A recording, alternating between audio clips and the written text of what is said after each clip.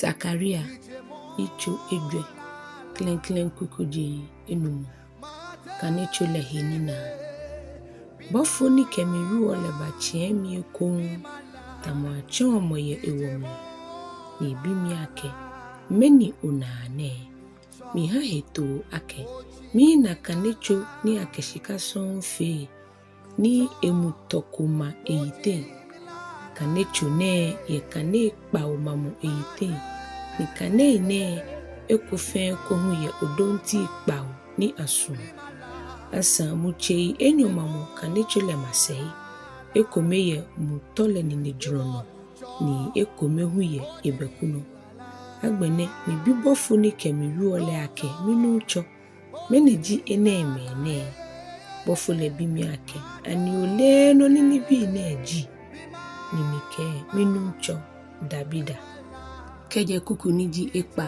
ke ashi na agbe shini Nyɔŋmɔ Zerubabel bofo le ke mi ake she ni Yehowa ke ha Zerubabel ne ye onye moba ha oyekunim lo oye wale keke shimo mimu mole ni ba ha oyekunim mi Yehowa mike shibogon petemple menim ni oyo oba chonga plana ye Zerubabel hie eba akọ oyite ntele di nchekeba ni abo sheke abake dromo na son keke Yehowa sa ekemiwie ko ni ekemi ake Zerubabel etoshi ane shishi ni ba twa egbe na ho nonye ke ale ake Yehowa Tayaa chele ni chumi nyewole ofe moni gbenu chumole ni eya no le egu ole ba na Zerubabel ni ehie chumaloe akulo mulo le ye ede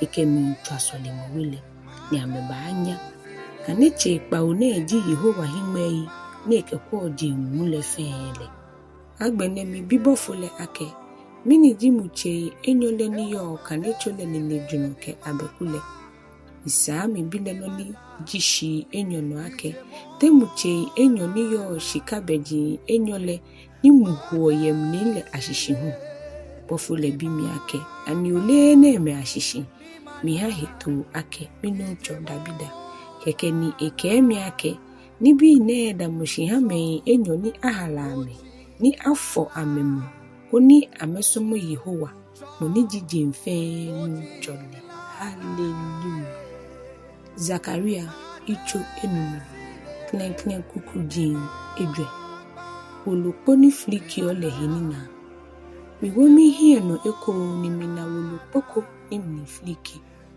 ibofo le bi mi ake meni onane mi hale heto mi ke ake mi na wolokpoko ni filiki ekele jini netalo enyuma enyo ke ilemo ni netalo enyuma keke ni ke mi ake ene eji lo mo ni gbo esho asipo mu le fe no le oji ake mo fe mo ni juole apata ehie yeshipo le no ni mo fe mo ni aka kita ni eye no le ana na kan to egbula mo le no Yehowa Tayaa chele ke ake mi hello mo ne asa julo fe julo wihi ke mo fe mo ni cho mi gbe eke kan kita ni eye no le hu wihi lo mo ne ahi mo le wele no ke ashi ekpata shi ale ke mi chei ke te fe ahi keje kuku niji enum ke ashi na agbe yo ni yo kɛntɛŋ le ni le Ninaa agbene bofo ni kemiru ole ba eku ni ke mi ake wo oyi no ni okono ni baale mi bile ake menini ni here no ake kɛntɛŋ ni damoshi ha jele mfe ishale lo sele agbele kɛntɛŋ le na ina no le sumui akefe ni yoko tashi ye kɛntɛŋ le mi keke ni bofo le chon na ake mone damoshi ha yiwale keke ni enye yole no ewo kɛntɛŋ le mi ni kɛntɛŋ le na no ni akesumu ife le bu kɛntɛŋ le na mi wo mi hie no eko ni mina ye enyo ni mi filiki ke mi ba kefiji ni tamofa na ukano ameba wo kɛntɛŋ le ke nyenwe ke shiponte nkete mi bibofo ni ke mi wo le ake negbe ameke kɛntɛŋ le ya eha mi heto ike ake ameke mi ya Babylon shipon le no koni ame amatu yejen ame ale keji agbotule manale ame kɛntɛŋ ba yishi ke ama egbehi. Hallelujah. Zakaria icho ekpa keje klenklen kuku ke ashikuku niji bani. Tayaa shwiilii ejwɛ ainina.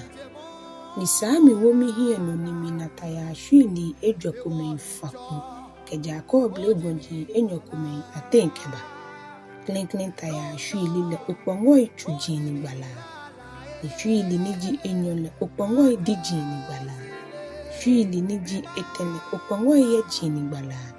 Inoniji ejwɛ le ukpongoi tuntrai nihi wagbala. Keke ni mibibo fole ni kemi wole ake. Minucho, miniji enemene.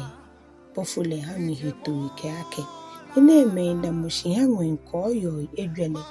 Amemi ya ameke amehi. Aya chonji mfenu chole. Koni lusele. Ame ya nwenko yo ejwele amo. Tayaa shwiilii le ni ukpongo idiji ne gbala mi ya kowi gbeshipon le no. Noni ukpongo ye jine gbala mi ya anai gbeshipon le no. Ni noni ukpongo tuntrai le gbala mi ya woyi gbeshipon le no. Shibini ukpongo chujini hi wale fakule. Ame hi trashikoni ame ya kpashipon le no. Keke ni bofo le fa ame eke ake. Nye ya kpashin ye shipon le no. Muhiwole amete ame ya kpashipon le no fe. Agbene bofo le ke eme ake. Na ukpongo ni ya koyi gbeshipon le no le ejo mi Yehowa mi twihe. Ya nakan koyi gbeshipon le gbefan.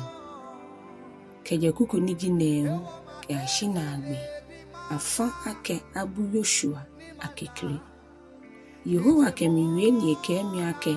Wonju ete ni bi keshika ni bihu ni numile niji Heldai ke Tobia ke Yedaya ke je Babylon ke bakele ni uke ya ha Zefania bi Yosia wele gbile no uke ju ete keshika ni omo ya medela fe manchefai ni ukebu Yehozadak bi Yoshua niji osofo mukpale no sele uke la ke poni Yehowa taya chele ke ene na nule ni egbe ijicho ni nile eba daye na jia nile eba ama Yehowa solimu wile.